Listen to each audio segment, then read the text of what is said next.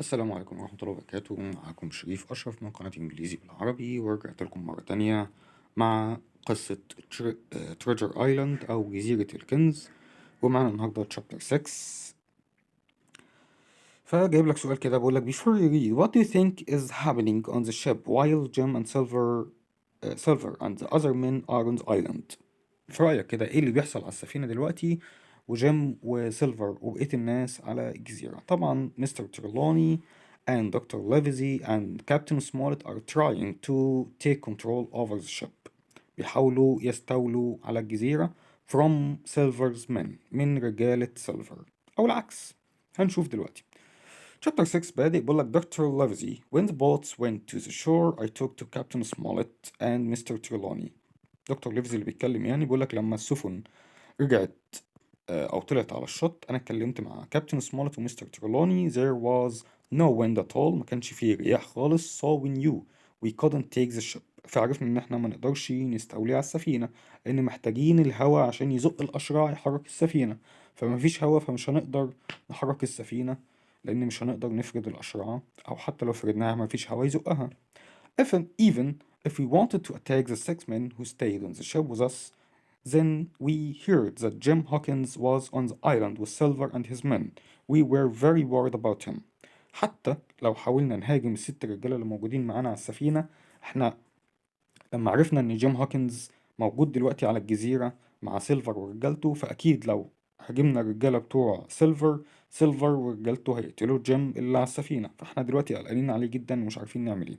يبقى ممكن اقول لك why didn't Mr. Trelawney and Dr. Livesey and Captain Smollett attack the six men on the ship. هنقول أول حاجة because there was no wind to move the ship، ما كانش فيه رياح تحرك السفينة.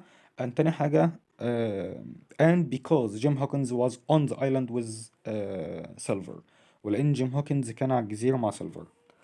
I decided to take a boat to the shore with another man we could trust.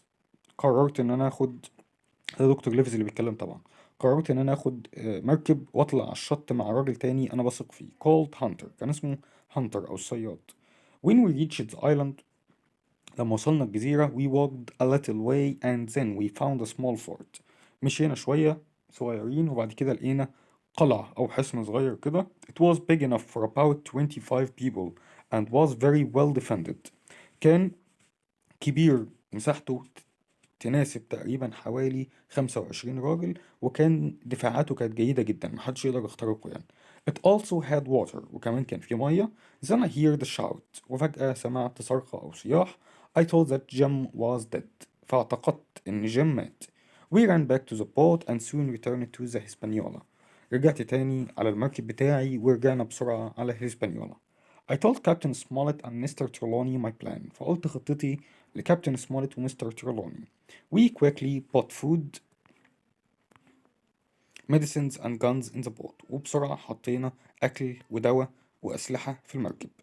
At the same time, Captain Smollett and Mr. Trelawney said to Silver's men who were still on the ship, "We have guns. If you try to contact Silver, you will be dead." في نفس الوقت كابتن سمولت ومستر تريلوني قالوا لرجالة سيلفر اللي موجودين على السفينة احنا معانا سلاح، لو حاولتوا تتواصلوا مع سيلفر أو تقولوا له على أي حاجة هنقتلكم. They looked very surprised، كان شكلهم متفاجئين جدا. I then took the boat back to the beach with Hunter and another sailor called Joyce.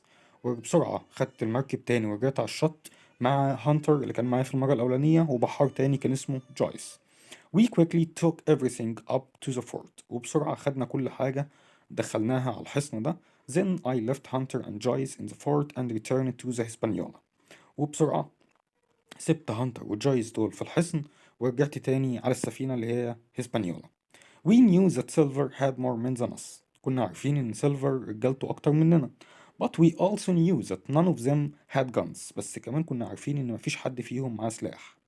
We thought that this gave us an advantage، ده هيدينا ميزة أو تميز عنهم في حاجة، إن هم أكتر مننا في العدد بس إحنا اللي معانا سلاح وما ما معهمش.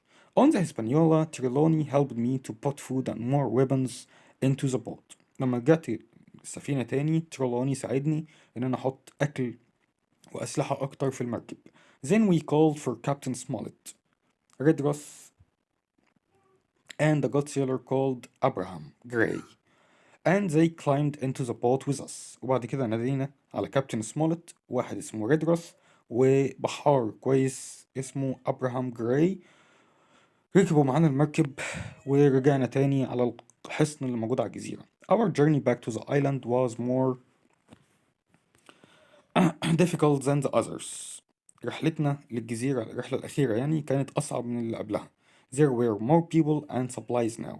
بقى في عدد أكبر من الناس، والمؤن اللي معانا أو الحاجات اللي معانا أكتر من الأول. So the boat was heavy and very close to the water.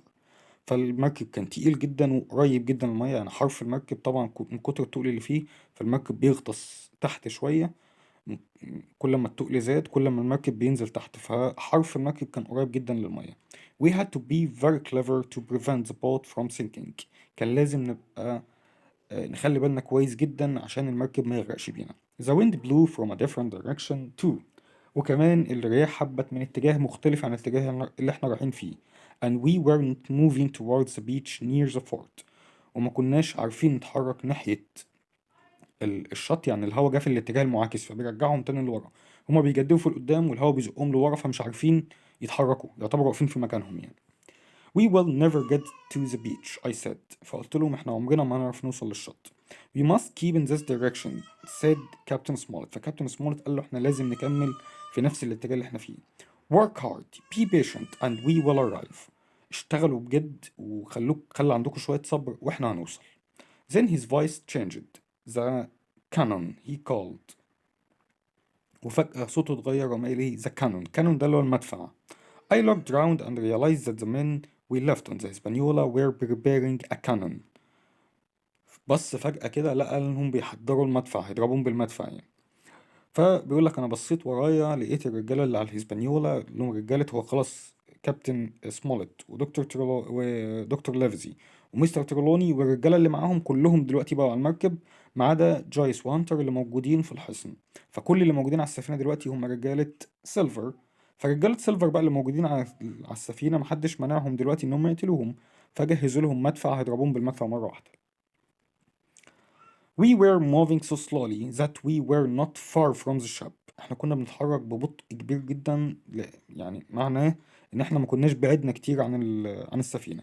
It would be easy for them to hit us. وكان مش سهل جدا ان هم لو ضربوا طلقة واحدة بمدفع هيخلصوا علينا. Trelawney stood up with a gun and fired at the pirates and one of them fell.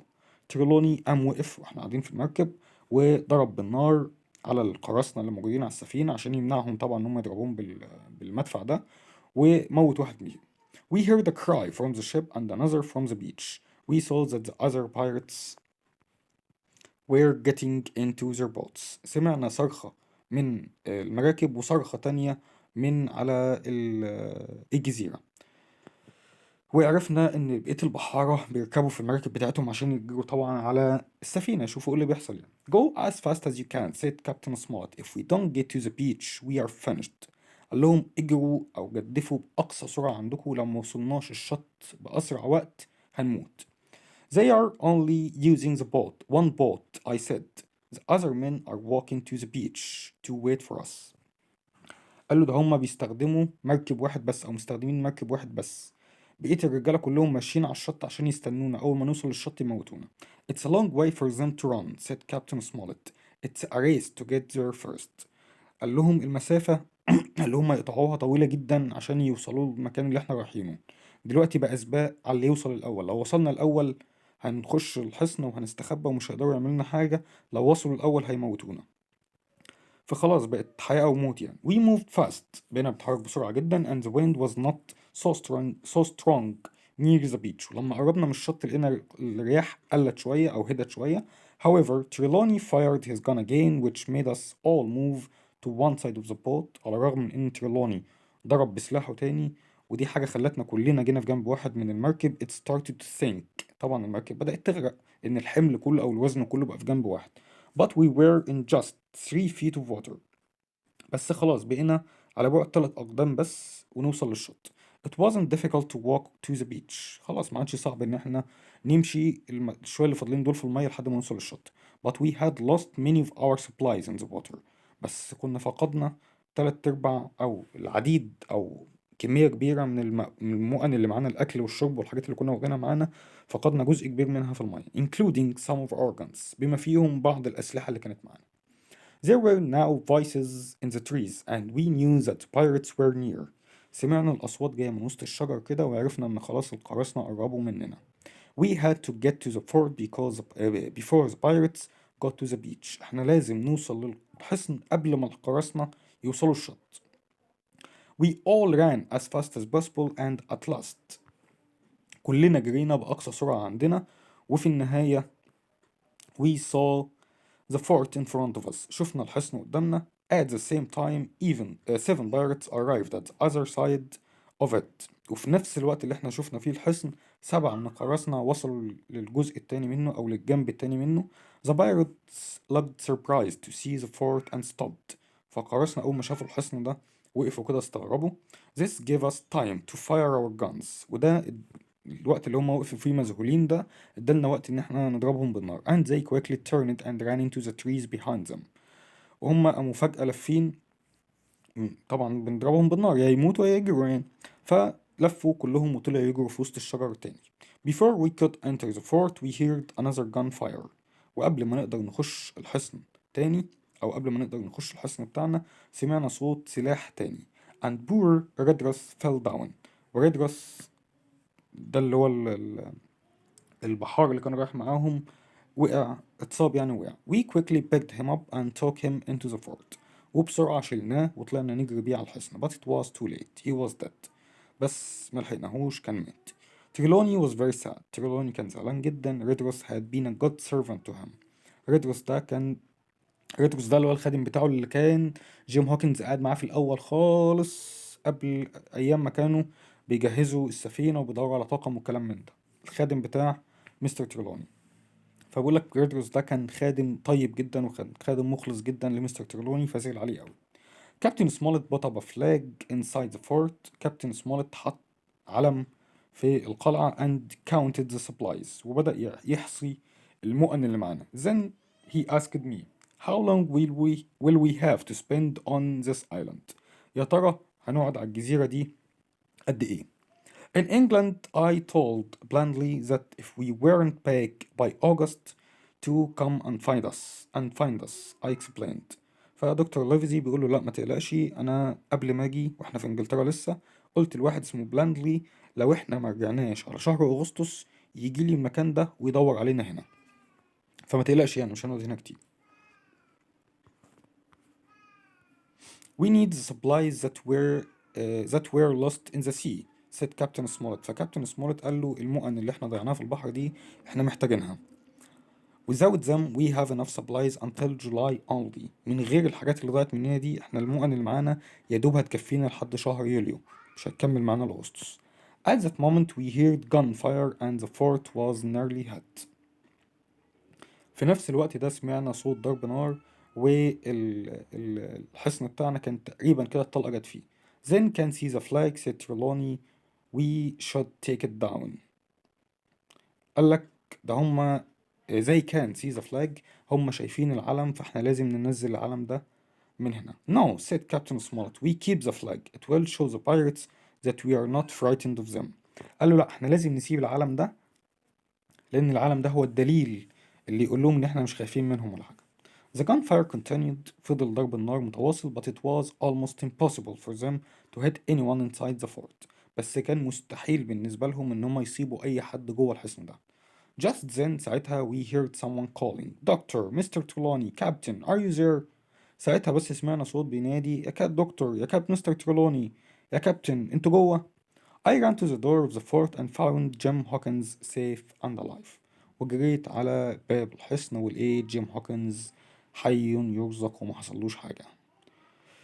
خش بقى على الأسئلة ونكمل إن شاء الله قصة الترم التاني. بقولك before you start go back and skim the story discuss these questions in pairs. What was Dr. Levis's plan؟ إيه خطة دكتور ليفيزي؟ طبعا to take the men who trust and supplies and head in the fort. بس كده ان هو ياخد الرجاله اللي بيثق فيهم والسلاح او المؤن اللي موجود على السفينه ويستخبوا في الحصن. We will never get to the beach. Why was Dr. Livesey and his group's final journey on the boat dangerous? name 3 reasons. ليه الرحلة بتاعتهم هم راجعين الجزيرة كانت صعبة؟ اديني 3 أسباب. أول حاجة طبعا because there were a lot of men and there were a lot of supplies، لأن كان في رجالة كتير ومؤن كتير على on the boat، على المركب. So the boat was so heavy، المركب كان تقيل جدا. تاني حاجة because the wind came in the opposite direction، الرياح كانت جاية عليهم من الاتجاه المعاكس. And the third thing the men on the ship were preparing a cannon to hit them. الرجالة اللي كانوا على السفينة كانوا بيجهزوا المدفع عشان يضربوهم بيه. فطبعا يعني الموضوع كان صعب جدا. بقول لك كمل بقى يا سيدي. كانون قلنا طبعا المدفع، ادفنتشر مغامرة، كونتاكت يعني تواصل أو اتصال، get to يعني يصل إلى، defended يعني بها دفاعات، supplies اللي هي المؤن زي ما قلنا. We need to go to the supermarket to get a for the party we need plenty of food. فمحتاجين نجيب ايه؟ supplies مؤن. The soldiers fought bravely and the castle طبعا defended دافعوا عن القلعة. I usually my grandparents by phone and email. طبعا contact بتواصل مع grandparents بالتليفون أو الإيميلات. Luckily حسن الحظ we were able to the station and catch the train. We arrived there in time. يبقى get to يصل إلى. Tourism has a lot good sides. It has many to make use of it. To make use of. يبقى it has to adventure مغامرات. طيب بقولك are these sentences true or false? Correct the false sentences.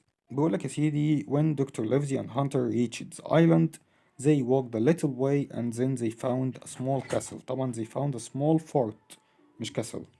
تاني حاجة Dr. Livesey looked around and realized that the men they left on the Hispaniola were making food. طبعا false they were preparing a cannon كانوا بيجهزوا المدفع. Trelawney was very sad as his servant Redruth fell down. He was dead. طبعا true. The fort was small and was very well defended. طبعا true. Trelawney used a gun and arrested the pirates, but one of them escaped. طبعا false. هو ما arrested حد، هو he shot the pirates but they escaped. مش one of them كمان، هم كلهم طلعوا. Captain Smollett counted the supplies and asked Dr. Livesey how long will they have to spend on the island. صح، مفيهاش أي مشكلة. True. طيب بعد كده بقول لك يا سيدي where are these characters at the end of chapter 6 complete the table. الشخصيات دي موجودة فين؟ هنحط الحاجات اللي in the fort، الناس اللي موجودين في الحصن، والناس اللي killed اللي ماتوا، والناس اللي on the island، والناس اللي on the Hispaniola. أول حاجة أبراهام جراي دلوقتي بقى فين؟ in the fort. جويس in the fort. كابتن سمولت in the fort. هانتر in the fort. لونج جون سيلفر on the island على الجزيرة. جيم هوكنز on the island. ريدروس طبعا killed. مستر تريلوني in the fort. تمام كده. تاني ابراهام جراي ده اللي كان جه معاهم، البحار اللي كان نزل معاهم في المرة الأخيرة، طبعا دلوقتي بقى جوه الحصن in the fort. جويس برضو in the fort جه معاهم في المرة الأولانية هو وهانتر، فجويس وهانتر هما الاتنين دلوقتي في الحصن. كابتن سمولت ومستر تريلوني ودكتور ليفزي التلاتة برضو في الحصن. طيب لونج جون سيلفر لا ده على الجزيرة. جيم هوكنز على الجزيرة. ريد روس ده اللي اتقتل وهم داخلين الحصن. مستر تريلوني قلنا برضو in the fort. بقولك choose the correct answer. Dr. Livesey, Captain Smollett and Mr. Trelawney couldn't take the ship and run away from the pirates because ليه ما قدروش ياخدوا السفينة ويهربوا من القراصنة؟ أول حاجة they wanted to wait for Jim and take this treasure، ولا the weather wasn't good for sailing away. They were afraid of 6 men left on the ship. ايه السبب؟ هو المفروض التلاتة بصراحة. هو فعلا they wanted to wait for Jim and take the treasure. لأ the weather wasn't good for sailing away. They were afraid of 6 men on the ship. لأ هما كانوش خايفين من 6 رجالة لأن طبعا ما كانش معاهم سلاح زي ما قلنا. يبقى the weather wasn't good for sailing away. الرياح ما كانتش مناسبة عشان يبحروا. Silver's men on the ship were surprised to see Dr. Livesey's group having guns because they thought that Dr. Livesey's group didn't know anything about Silver's plans. ولا they didn't see Dr. Livesey's group going back to the ship. ولا they thought Dr. Livesey's group were killed on the island؟ طبعا هيبقى نمبر A، لأنه كانوا فاكرين إن هما ما يعرفوش حاجة عن الخطة بتاعتهم، فلما لقاهم بياخدوا المؤن وماسكين سلاح وكلام من ده فاتفاجئوا طبعا. بقولك why does Dr. Livesey decide to go to the fort؟ ليه دكتور ليفزي قرر ان هو يروح الحصن؟ طبعا because they couldn't take the ship and if Long John Silver returned back to the ship he would kill them. لان دكتور طبعا سيلفر كان رجالته كتير وكانوا يقتلوهم، وما كانش فيه رياح عشان يقدروا ياخدوا السفينة ويهربوا قبل ما سيلفر يرجع تاني على السفينة. What was Smollett's advice to them at the beginning of the journey? Was it a good advice؟ ايه النصيحة اللي سمولت نصحهم بيها قبل ما يبدأوا الرحلة بتاعتهم، ويا ترى كانت نصيحة كويسة ولا لأ؟ طبعا it was a good advice. ايه بقى النصيحة اللي نصحها لهم في الأول خالص في chapter 2 تقريبا أو chapter 3، اللي هو never trust the crew، ما تثقوش في الطاقم بتاع السفينة ده.